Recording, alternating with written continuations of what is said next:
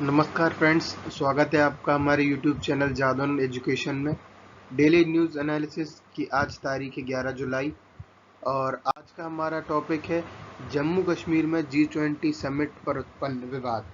तो आइए इसके बारे में डिटेल से जानते हैं। चर्चा में क्यों ये मुद्दा चर्चा में क्यों है, आइए जानते हैं। दुनिया की 20 बड़ी अर्थव्यवस्था वाले देशों के संगठन G20 का 2023 का शिखर सम्मेलन जम्मू और कश्मीर में कराने की तैयारी है।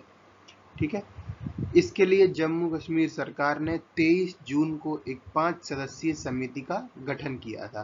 तो ये मेन मुद्दा है कि 2023 का जो शिखर सम्मेलन है उसे जम्मू कश्मीर में कराने की तैयारी है, जिसके ऊपर विवाद उत्पन्न किया जा रहा है या विवाद उत्पन्न हुआ है। आगे देखते हैं। जम्मू कश्मीर को विशेष दर्जा देने वाले अनुच्छेद 370 के वापस लिए जाने के बाद से वहां होने वाला पहला बड़ा अंतर्राष्ट्रीय सम्मेलन होगा। मोदी सरकार ने 5 अगस्त 2019 को जम्मू कश्मीर का विशेष दर्जा खत्म कर उसे 2 केंद्र शासित प्रदेशों में बांट दिया था। G20 दुनिया की 20 बड़ी अर्थव्यवस्था वाले देशों का एक संगठन है। इस 20 देशों की वैश्विक जीडीपी में हिस्सेदारी 80% है। जो G20 है वो दुनिया की 20 सबसे बड़ी अर्थव्यवस्था वाले देशों का एक संगठन है जिनकी वैश्विक जीडीपी में हिस्सेदारी 80% है। ठीक है, केंद्र सरकार ने पिछले साल सितंबर में केंद्रीय वाणिज्य और उद्योग मंत्री पीयूष गोयल को G20 के लिए भारत की ओर से शेरपा या प्रतिनिधि घोषित किया था। ये पीयूष गोयल जी जो केंद्रीय वाणिज्य और उद्योग मंत्री हैं।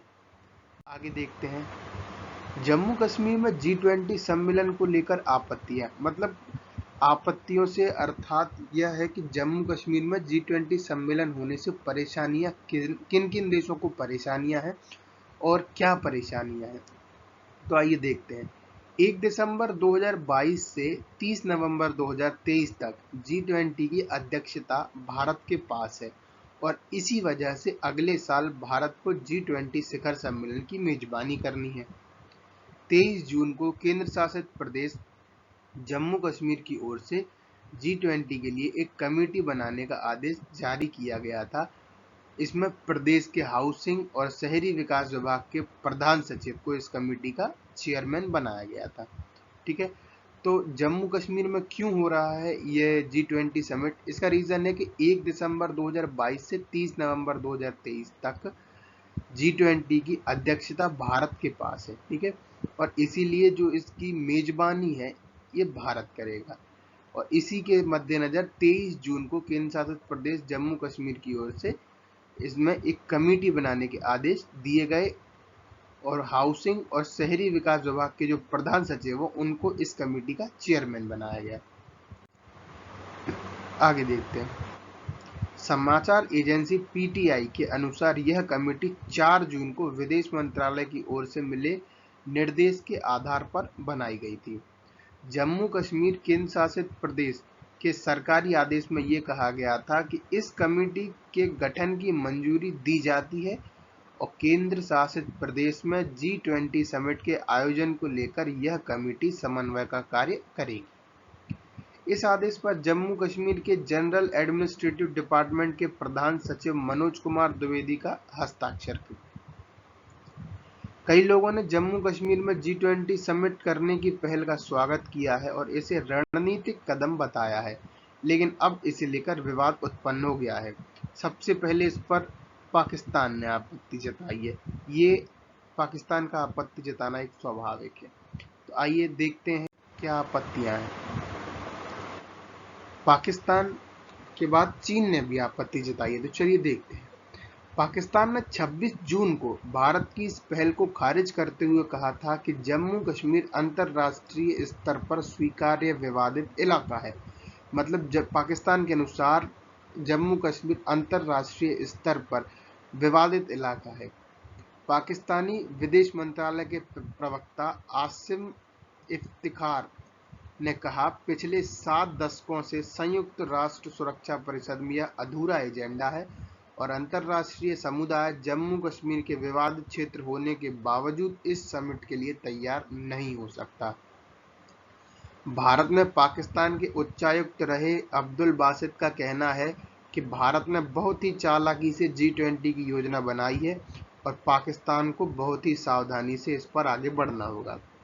अभी कुछ समय पहले अब्दुल बासित जी का एक वीडियो ब्लॉग आया जिसमें उन्होंने कहा कि चीन, सऊदी अरब, तुर्की और इंडोनेशिया को पाकिस्तान इस समिट में शामिल नहीं होने के लिए कहे। मतलब उनका ये कहना था कि पाकिस्तान को चीन, सऊदी अरब, तुर्की और इंडोनेशिया को इस समिट में शामिल होने के लिए मना करना चाहिए, लेकिन इन देशों को अभी ही जम्मू कश्मीर में आयोजन पर आपत्ति जतानी होगी, वरना देर हो जाएगी।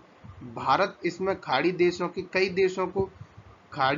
देशों को अतिथि के तौर पर बुलाना चाहता है।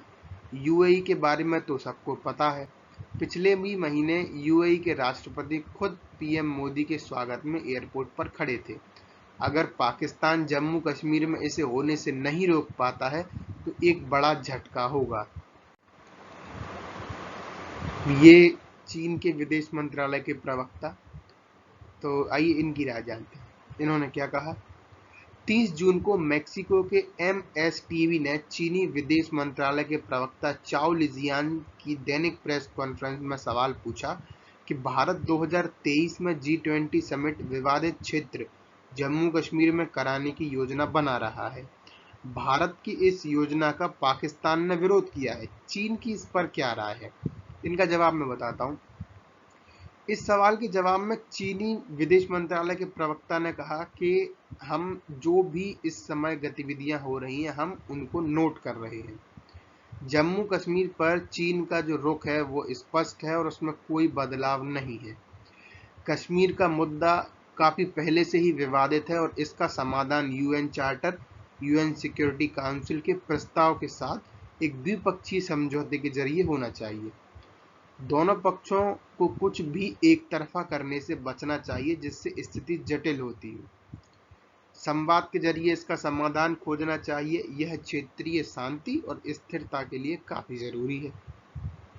तो ये चीन के विदेश मंत्रालय के प्रवक्ता चाओ लिजियान, इनका जवाब था। अब इसी पर देखते हैं भारत की क्या प्रतिक्रिया रही। प्रश्न उठता है, क्या चीन शामिल नहीं होगा? तो चीन के प्रवक्ता ने जो जवाब दिया उस पर भारत की समाचार एजेंसी PTI ने सवाल किया, क्या चीन कश्मीर में G20 समिट में शामिल होगा? अगर कश्मीर का विवादित होना कोई मुद्दा है तो क्यों चीन इस इलाके से चाइना पाकिस्तान इकोनॉमिक कॉरिडोर ले जा रहा है? सीधी बात, अगर चीन को ये लगता है कि G20 का जो लोकेशन है जम्मू कश्मीर ये विवादित क्षेत्र है तो चाइना पाकिस्तान इकोनॉमिक कॉरिडोर को इसमें से क्यों ले जाया जा रहा है? इस पर चीनी विदेश मंत्रालय के प्रवक्ता ने कहा, आपने दो मुद्दों का यहाँ उल्लेख किया है जबकि दोनों अपनी प्रकृति में बिल्कुल अलग हैं। चीन पाकिस्तान में कुछ परियोजनाओं को इसलिए शुरू कर रहा है ताकि वहां के लोगों के जीवन स्तर और आजीविका में सुधार हो सके। ये परियोजनाएं पाकिस्तान के कब्जे वाले कश्मीर में है। परियोजना से जुड़ी चीनी कंपनियां पाकिस्तान की अर्थव्यवस्था और आजीविका की समस्या को सुलझाने में मदद कर रही हैं। इससे कश्मीर पर चीन के रुख में कोई बदलाव नहीं आएगा। इसके बाद हमारी समाचार एजेंसी ने पुनः पूछा कि क्या चीन कश्मीर में G20 बैठक में शामिल होगा? इस पर प्रवक्ता चाओ लिजियान ने कहा, मैंने पहले ही चीन का रुख स्पष्ट कर दिया है। हम लोग इसे देखेंगे कि इस बैठक में शामिल होना है या नहीं। भारत ने जब जम्मू कश्मीर का विशेष दर्जा खत्म किया था तो चीन ने भी आपत्ति जताई थी और कहा था कि यथास्थिति से छेड़छाड़ उसे मंजूर नहीं है। आगे देखते हैं। कहा जा रहा है कि भारत ने जम्मू कश्मीर में G20 के आयोजन की पहल तो कर ली है लेकिन इसका आयोजन इतना आसान नहीं है। चीन के अलावा तुर्की और सऊदी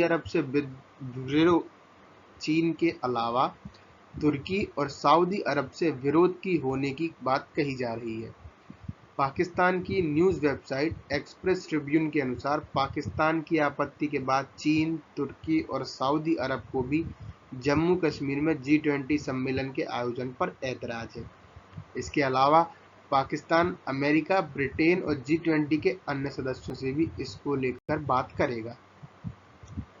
पाकिस्तान का मानना है कि अगर जम्मू कश्मीर में G20 सम्मेलन का आयोजन होता है तो इससे यह संदेश जाएगा कि अंतर्राष्ट्रीय स्तर पर कश्मीर को लेकर भारत का रुख स्वीकार्य है और यहाँ सब कुछ सामान्य है, जो पाकिस्तान नहीं चाहता।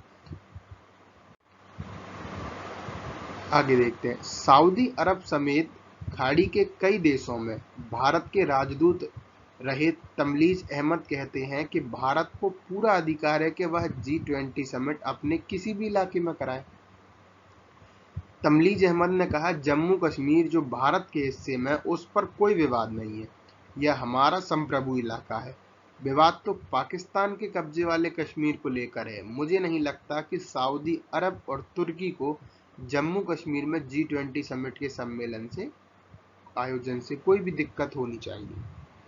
तमलीज अहमद ने कहा कि पाकिस्तान तो G20 का सदस्य भी नहीं है, ऐसे में उसकी आपत्ति का कोई मतलब नहीं बनता। चीन ने ऐसा नहीं कहा है कि वह इस बैठक में शामिल नहीं होगा या बहिष्कार करेगा। अगर तुर्की और सऊदी को जगह को लेकर दिक्कत है तो वो राजनयिक स्तर पर बात करेंगे। शिमला समझौते में पाकिस्तान ने भी कश्मीर को द्विपक्षीय मामला माना था, ऐसे में विवाद कहाँ है। हालांकि तुर्की के जो राष्ट्रपति हैं रेसिप तैयब एर्दोगान, उन्होंने कई मौके पर कश्मीर को लेकर पाकिस्तान का खुलकर समर्थन किया है। फरवरी 2020 में जब पाकिस्तानी संसद में एर्दोगान अपना एक संबोधन दे रहे थे, उसमें उन्होंने कहा कि कश्मीर जितना अहम पाकिस्तान के लिए है उतना ही अहम तुर्की के लिए भी है। तुर्की ने कश्मीर से अनुच्छेद 370 हटाने का भी विरोध किया था। भारत के विदेश मंत्रालय ने एर्दोगान की टिप्पणी पर नाराजगी जताते हुए कहा था कि तुर्की को भारत के आंतरिक मामलों में दखल नहीं देना चाहिए। वहीं सऊदी अरब ने कश्मीर का विशेष दर्जा खत्म करने पर कोई प्रतिक्रिया नहीं दी थी। ठीक है, लेकिन यदि ऐतिहासिक रूप से हम देखते हैं तो सऊदी भी कश्मीर के मामले में पाकिस्तान से ही सहमत रहता है। अब जानते हैं G20 क्या है। ठीक है, G20 में दुनिया की बड़ी अर्थव्यवस्था वाले 20 देश शामिल हैं। G20 के पास वैश्विक जीडीपी की 80% हिस्सेदारी है, 75% वैश्विक कारोबार पर नियंत्रण है और 60% वैश्विक आबादी है।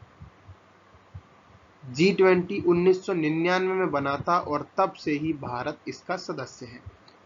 तो G20 में 20 सदस्य हैं। ये 20 सदस्य कौन कौन से हैं? Argentina, Australia, Brazil, Canada, Germany, France, India, Indonesia, Italy, Japan, Mexico, रूस, सऊदी अरब, दक्षिण अफ्रीका, दक्षिण कोरिया, तुर्की, ब्रिटेन और अमेरिका। अब इसे हम एक फोटो के माध्यम से समझते हैं। ये काफी इंपॉर्टेंट है, अगर आप इसे चाहें तो बना सकते हैं। G7 7 देश, Canada, France, Germany, Italy, Japan, UK और अमेरिका। अगर इसमें रशिया को जोड़ दिया जाता है तो ये G8 बन जाता है और ये अर्थव्यवस्थाएं जोड़ने पर ये G20 बन जाता है। G20 में G7, G8 और Argentina, Australia, Brazil, India, European Union, China, Indonesia, Mexico, Saudi Arabia, South Africa, Korea और तुर्की, इनको जोड़ने से G20 बन जाता है।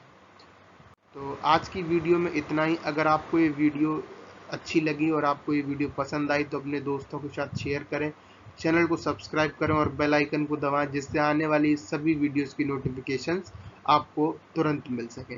धन्यवाद।